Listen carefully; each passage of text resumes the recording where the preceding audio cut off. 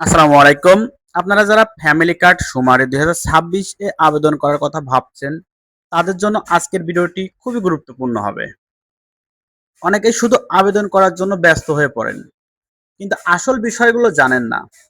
বেতন কত, কাজ কতদিন, কি ধরনের কাজ করতে হবে, প্রশিক্ষণ হবে কিনা, নিজের এলাকায় কাজ করতে পারবেন নাকি অন্য কোথাও যেতে হবে। এসব বিষয় না জেনে আবেদন করলে পরে অনেকেই হতাশ হন। তাই আজকের ভিডিওতে আবেদন করার আগে জানা জরুরি সব তথ্য নিয়ে বিস্তারিত আলোচনা করব।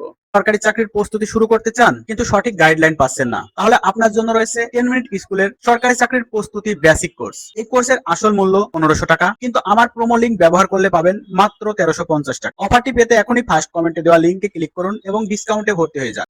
1, ফ্যামিলি কার্ড শুমারি 2026 কি? ফ্যামিলি কার্ড শুমারি হলো একটি তথ্য সংগ্রহ কার্যক্রম, যেখানে নির্ধারিত এলাকার পরিবারগুলোর বিভিন্ন তথ্য সংগ্রহ করা হয়। এই তথ্যের ভিত্তিতে সরকার বিভিন্ন সামাজিক নিরাপত্তা কর্মসূচি, ভর্তুকি বা অন্যান্য সেবার পরিকল্পনা করতে পারে। এই কারণে তথ্য সংগ্রহের কাজটি অত্যন্ত গুরুত্বপূর্ণ এবং সঠিকভাবে সম্পন্ন করা প্রত্যেক তথ্য সংগ্রহকারীর দায়িত্ব। কি ধরনের কাজ করতে হবে? আপনি যদি তথ্য সংগ্রহ হিসেবে নির্বাচিত হন, তাহলে সাধারণত আপনাকে বাড়ি বাড়ি গিয়ে তথ্য সংগ্রহ করতে হবে, পরিবারের সদস্যদের তথ্য যাচাই করতে হবে, ট্যাবলেট বা মোবাইল অ্যাপ ব্যবহার করে তথ্য এন্ট্রি করতে হবে, নির্ধারিত সময়ের মধ্যে কাজ শেষ করতে হবে, ভুল তথ্য যেন না থাকে সেটি নিশ্চিত করতে হবে। অনেক ক্ষেত্রে প্রতিদিন নির্দিষ্ট সংখ্যক পরিবারের তথ্য সংগ্রহের লক্ষ্যও থাকতে পারে। 3, বেতন ও সম্মানী। বর্তমানে ফ্যামিলি কার্ড শুমারি 2026 এর জন্য সরকারিভাবে কোনো নির্দিষ্ট বেতন বা সম্মানের অঙ্ক প্রকাশ করা হয়নি। তবে অতীতের বিভিন্ন সরকারি শুমারি প্রকল্পের অভিজ্ঞতা অনুযায়ী এটি সাধারণত স্থায়ী মাসিক চাকরি নয়, বরং প্রকল্প ভিত্তিক ও চুক্তিভিত্তিক কাজ হয়ে থাকে। প্রকল্প ভেদে নিম্নলিখিত সুবিধা থাকতে পারে: নির্দিষ্ট সময়ের জন্য সম্মানী, প্রশিক্ষণে অংশগ্রহণের জন্য আলাদা ভাতা, মাঠ পর্যায়ে কাজের জন্য যাতায়াত ভাতা ও অন্যান্য সুবিধা আছে কিনা তা বিজ্ঞপ্তিতে সুনির্দিষ্ট উল্লেখ নাই।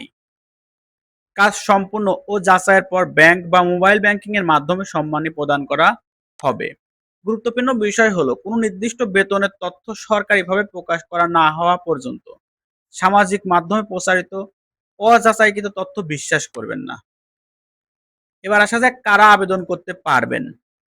চূড়ান্ত বিজ্ঞপ্তির উপর সবকিছু নির্ভর করে, তবে সাধারণত নিচের বিষয়গুলো থাকতে হবে পারে: নির্ধারিত শিক্ষাগত যোগ্যতা, যা তথ্য সংগ্রহকারী পদের জন্য এইচএসসি পাস এবং সুপারভাইজার পদের জন্য স্নাতক পাস বা ব্যাচেলর ডিগ্রি।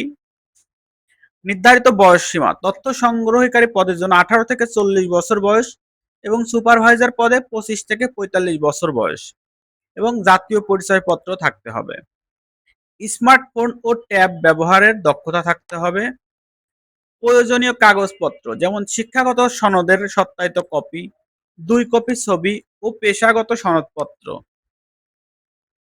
5, আবেদন করার আগে যেগুলো অবশ্যই জানবেন সেটা হচ্ছে আবেদন কাজ কতদিন চলবে। তো এই কাজ আমরা ধারণা করছি 45 দিন পর্যন্ত চলবে। প্রশিক্ষণ বাধ্যতামূলক কিনা? জি, এখানে আপনাকে ছোট্ট একটি প্রশিক্ষণ দেওয়া হবে, যেটা অবশ্যই বাধ্যতামূলক। কোথায় পোস্টিং হতে পারে? এটা আপনার নিজ এলাকায় পোস্টিং হবে। প্রতিদিন কত ঘন্টা কাজ করতে হবে? প্রতিদিন আপনাকে মিনিমাম 8 ঘন্টা কাজ করতে হবে। ট্যাবলেট বা ডিভাইস কে দেবে? ট্যাবলেট বা ডিভাইস সম্ভবত সরকার থেকে আপনাদেরকে দেওয়া হবে। সম্মানী কিভাবে দেওয়া হবে? আপনার সম্মানী অবশ্যই মোবাইল ব্যাংকিং এর মাধ্যমে আপনার মোবাইল ব্যাংকিং অ্যাকাউন্টে অথবা আপনার ব্যাংক অ্যাকাউন্টে প্রদান করা হবে। কাজ শেষে কোনো মূল্যায়ন থাকবে কিনা?